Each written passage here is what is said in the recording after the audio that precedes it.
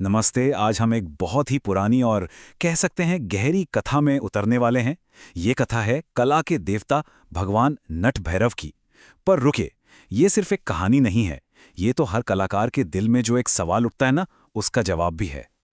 तो एक कलाकार के सामने सबसे बड़ी चुनौती आखिर होती क्या है? क्या वो हुनर की कमी है या फिर प्रेरणा की? नहीं, ये कहानी बताती है कि असली लड़ाई तो कहीं और ही है। ये लड़ाई है क्रिएटिविटी और ईगो के बीच की। और इसी हमेशा से चले आ रहे संघर्ष को समझने के लिए चलिए कहानी की गहराई में उतरते हैं।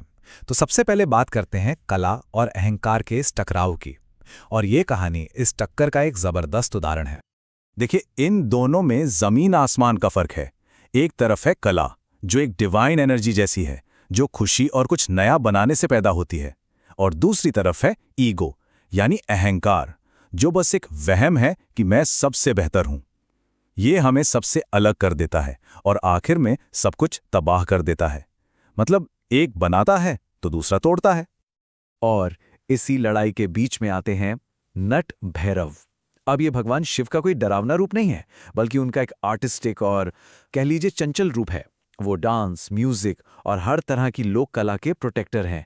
खुशी, स्किल और हाजिर जवाबी, ये सब उन्हीं का तो दिया हुआ है। तो चलिए अब सीधे कहानी पर आते हैं। ये कहानी है पुराने शहर काशी की, और एक ऐसे घमंडी संगीतकार की जिसे आर्ट का असली मतलब एक बहुत ही अनोखे तरीके से समझ में आया। तो हमारी कहानी का जो मेन कैरेक्टर है, उसका नाम है नृपनाथ। वीणा बजाने में, डांस करने में या एक्टिंग में भाई उसका कोई मुकाबला ही नहीं था। हर कोई उसकी कला का दीवाना था। लेकिन एक प्रॉब्लम थी। नृपनाथ को लगता था कि उससे बेहतर तो कोई हो ही नहीं सकता। उसका ईगो उसकी कला पर पूरी तरह से हावी हो चुका था। फिर आती है दिवाली की रात। पूरा शहर जश्न में डूबा हुआ था, और तभी काशी के एक चौक पर एक बहुत ही साधारण सा दिखने वाला कलाकार आता है। उसके चेहरे पे एक अजीब सी, एक डिवाइन चमक तो थी, पर देखने में वो एक मामूली घुमंतु कलाकार जैसा ही लग रहा था। उस रहस्यमयी कलाकार ने सीधा नृपनाथ की आंखों में देखा और बस एक सीधी लेकिन बहुत गहरी बात कही। कला ईश्वर का दिया हुआ एक तोहफा है, अहंकार नहीं। सोचिए, ये बात नृपनाथ के घमंड पर एक सीधे वार जैसी थी। अब अहंकार से भरा नृपनाथ भला कहाँ चुप रहने वाला था। उसने तुरंत जवाब दिया, अच्छा, अगर तुम इतने ही बड़े कलाकार हो तो मुझसे कुछ बेहतर करके दिखाओ। उसने उस साधारण से दिखने वाले कलाकार को चैलेंज कर दिया। और बस यहीं से कहानी का वो हिस्सा शुरू होता है जो किसी ने सोचा भी नहीं था। एक ऐसी परफॉर्मेंस जो इंसानी हदों के बिल्कुल पार जाने वाली थी। वो दिव्य कलाकार बस मुस्कुराया और उसने अपनी डमरू बजाना शुरू किया। फिर जो हुआ वो यकीन करने लायक नहीं था। डमरू की आवाज से मानो पूरा माहौल ही जम गया। आसमान में रोशनी की लकीरें नाचने लगें। उसके पैर तो जमीन को छू ही नहीं रहे थे। ऐसा लग रहा था जैसे पूरी कायनात का रिदम उसके शरीर से होकर बह रहा हो। वहां खड़ी भीड़ तो बस देखती ही रह गई, एकदम हैरान। और नृपनाथ, उसका सारा घमंड, सारा अहंकार एक पल में चकनाचूर हो गया।